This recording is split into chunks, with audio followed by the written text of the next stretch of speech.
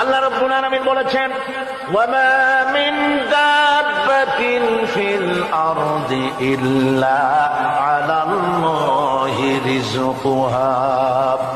এই পৃথিবীর বুকে এমন কোন বিচরণশীল জীব নাই যে জীবের রিজকের দায়িত্ব আমি আল্লাহ আমার নিজ হাতে গ্রহণ করি নাই।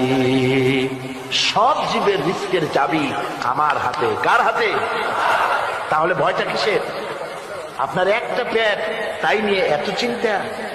অথচ এই পৃথিবীতে আল্লাহ পাক বলেন অসংখ্য প্রাণী আছে যাদের কোনো সঞ্চয় নাই। শকুনের মরা গরু অনেকগুলি ব্যাংকে জমা আছে নাকি? কবে কোথায় একটা মরা গরু পাইছে আর খোঁজ নাই, খবর নাই। ওগুলা কি না খাইয়া মরতে দেখছেন রাস্তায় পথে ঘাটে? সুবহানাল্লাহ। অসংখ্য প্রাণী এভাবে দুনিয়া আছে।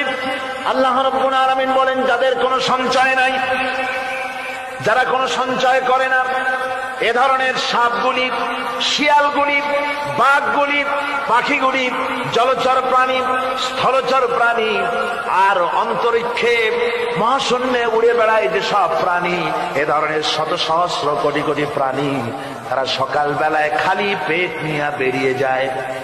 খালি পেট নিয়ে সকাল বেলায় বেরিয়ে গেল, আবার সন্ধ্যায় যখন বাসায় ফেরে সমস্ত প্রাণীগুলির পেট আল্লাহ রাব্বুল আলামিন ভরে দেন। সুবহানাল্লাহ। একটা প্রাণীও খালি পেটে বাড়ি ফেরে না। সুবহানাল্লাহ, সুবহানাল্লাহ।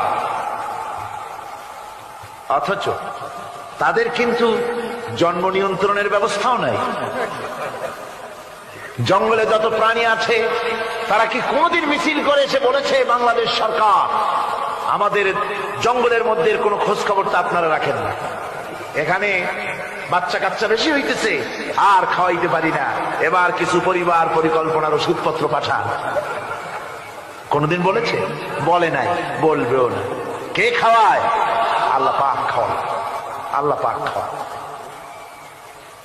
সুতরাং আল্লাহ রাব্বুল আলামিন রিজকের মালিক, একথা বিশ্বাস করতে হবে।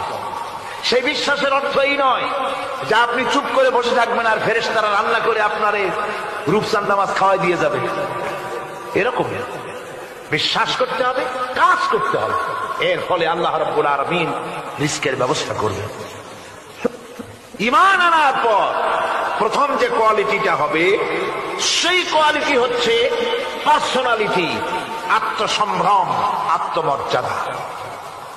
দুনিয়ায় কারোর সামনে মাথা সে নত করবে না, মাথা নত করবে কেবলমাত্র আল্লাহর কাছে। সে বিশ্বাস করবে খাইরিহি ওয়া শাররিহি মিনাল্লাহি তাআলা, ভালো মন্দ সব কার কাছ থেকে হয়? আল্লাহর কাছ থেকে হয়। সে কিছুতেই বিশ্বাস করবে না যে কোনো মাজারের কাছে গেলে, কবরের কাছে গেলে আমার তকদির পাল্টে যাবে, কোনো মোমেন তা বিশ্বাস করবে না। কথা বুঝতে পেরেছেন?